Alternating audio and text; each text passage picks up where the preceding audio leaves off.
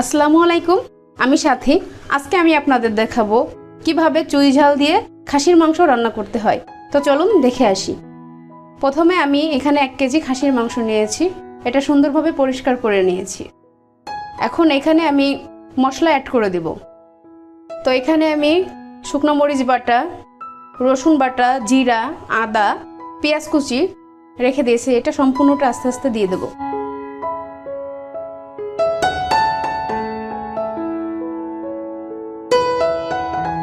আমি এখানে তেজপাতাগুলোও দিয়ে দিচ্ছি। আমি এখানে পরিমাপ মতো হলুদের গুঁড়া দিয়ে দিচ্ছি। এখানে পরিমাপ মতো লবণ দিয়ে দিলাম। এখন আমি এখানে তেল দিয়ে দেব, সয়াবিন তেল। আপনারা এখানে সরিষার তেল, অলিভ অয়েল তেল যে যেটা খেতে পছন্দ করেন আপনারা দিয়ে দিতে পারেন। তো এখানে আমি সবগুলো উপকরণটি সুন্দরভাবে মাখাই নিব, যাতে মাংসের ভিতরে সবগুলো মশলা সুন্দরভাবে যায়।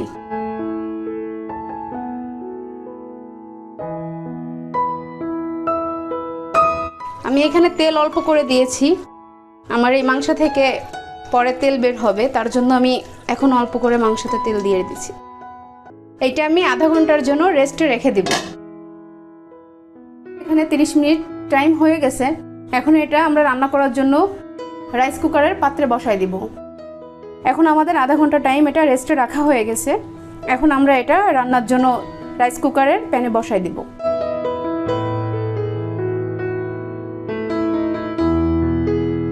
সুইচটি ওপেন করে দিব।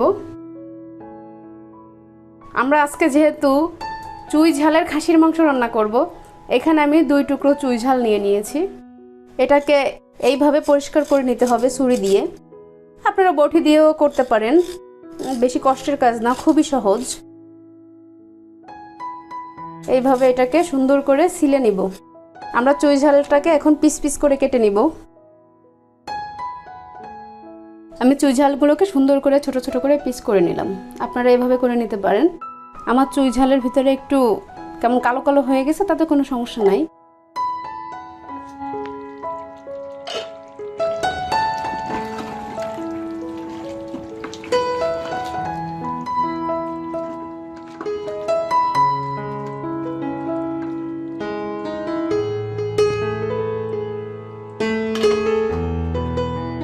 আমি এখানে কয়েকটি আলু কেটে রেখেছিলাম।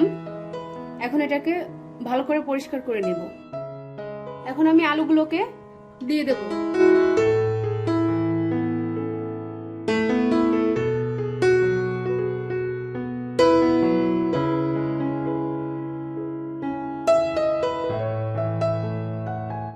এখন আমি এখানে চুই ঝালগুলো দিয়ে দেব, কারণ আমার মাংস 70% সিদ্ধ হয়ে গেছে।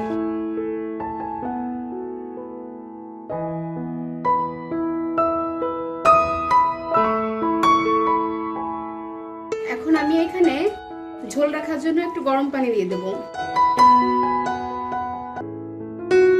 আপনারা যেমন ঝোল খেতে পছন্দ করে সেই অনুযায়ী পানিটা দিবেন। তো আমি এখানে বেশি ঝোল রাখবো না, অল্প পরিমাপের গরম পানি দিয়ে দিলাম। তো আমি এখানে দারচিনি, এলাচ, লবঙ্গ এটা আগে থেকে গুঁড়ি করে রেখেছিলাম। এখন এটার ভিতর দিয়ে দেব। আপনার খাসির মাংসে হালকা একটু গন্ধ আসে, এটা দিলে গন্ধটা আর আসে না।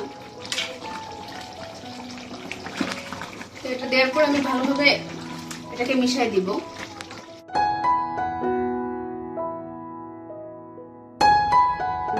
তো রান্নাটা আমাদের প্রায় কমপ্লিট হয়ে গেছে। আমরা এখানে বেশি ঝোল রাখিনি, একদম গা মাখা রেখেছি। দেখেন কতটা সুন্দর হয়েছে দেখতে। এটা আমাদের ফাইনাল লুক।